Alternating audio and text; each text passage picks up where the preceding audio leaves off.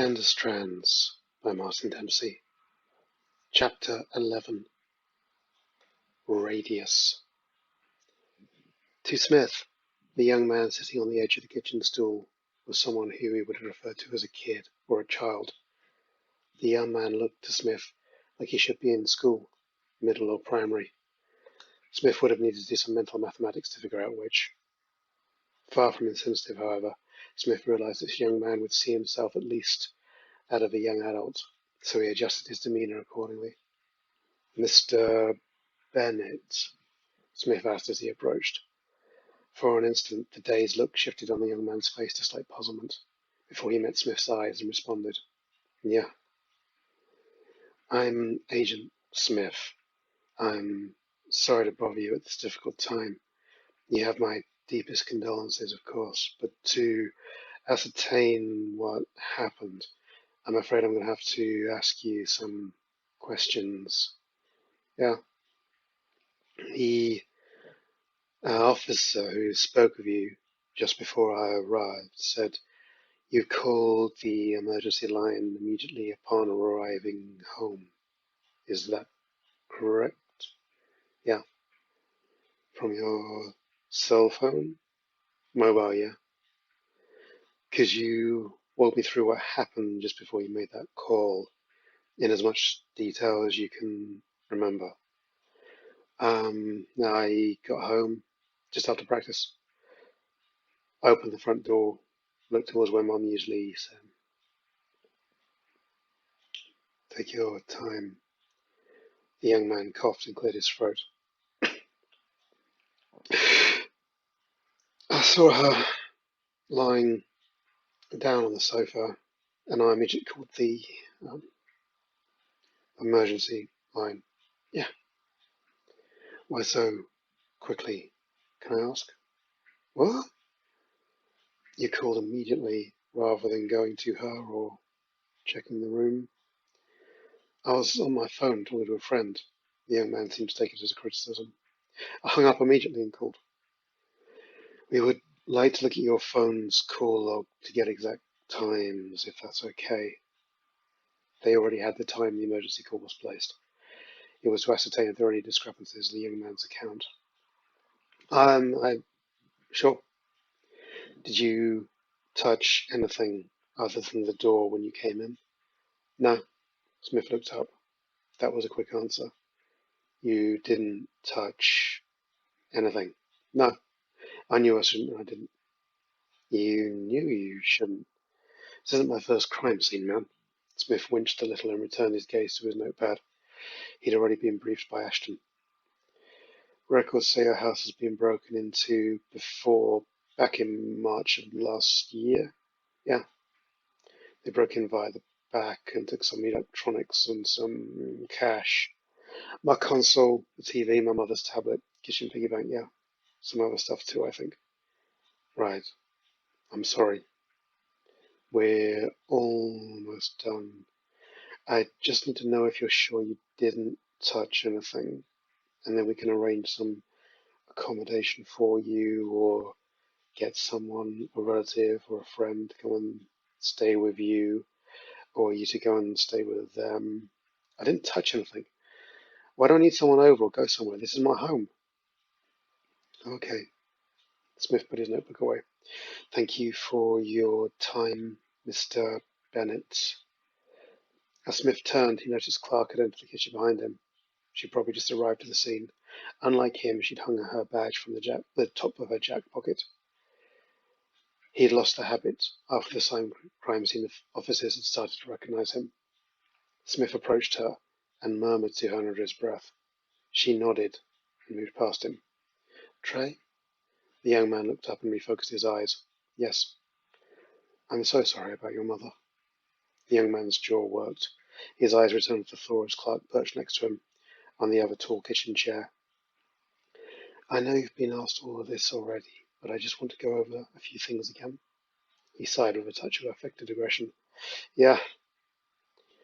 "You finished school at 4, but stayed on for games practice?" "Yeah." "Caught the bus home?" "Yeah." "Is that your normal routine for this time of the week?" "Yeah, but, yeah, but." Normally I do practice, but Ma collected me. Car's in the shop. I told her to take a cab. You told her?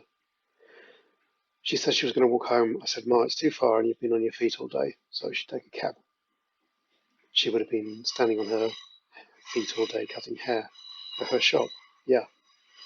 Do you know which cab station she used? Trey shrugged. The usual one, I guess. The one she normally took. Yeah, when it snowed and that. There's a cab company card in the refrigerator over there. Is that the company you and your mother normally used? Trey clenched his jaw again. Yeah. Trey? Clark paused to turn in plain. She wanted attention. Trey looked up. Yeah. When the officers arrived, your mother's body was laying on the sofa with her hands folded on her chest. She wasn't like that when you arrived home, was she? Trey swallowed. Tears showed in his eyes. No. Did you move her? Yeah. It's okay. It's okay so long as we know.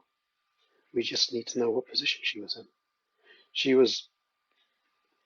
Clark waited. After a minute or so, the officer at the doorway shifted his weight forward on his toes unevenly. Clark looked up, met his unsure glance, and pursed her lower lip. The officer shifted his weight back on his heels and folded his arms. Trey continued to sob, but slower, and snuffled. He was like folded over the back of the sofa, like she was leaning over to look for something. I said, "Oh, what are you looking for?" She wasn't breathing. Clark tried to remain motionless and fought down the urge to touch Trey's arm. Another minute passed. For all three, it felt longer. Trey caught his breath. I hugged her for a while, and then I lay her down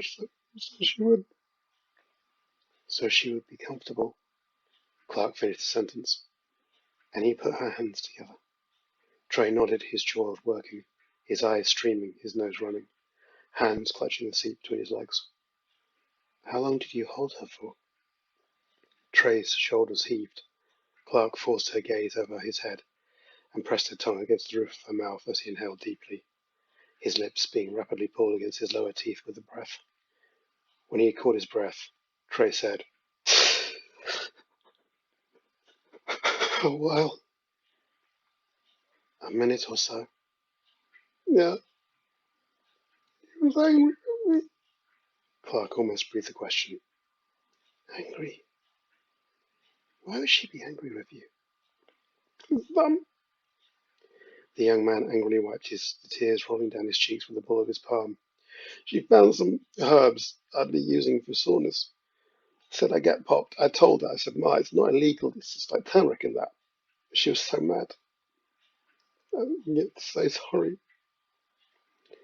Clark tried to suppress any sign she was after information rather than providing a comforting ear. Oh, did she take the herbs? Yeah.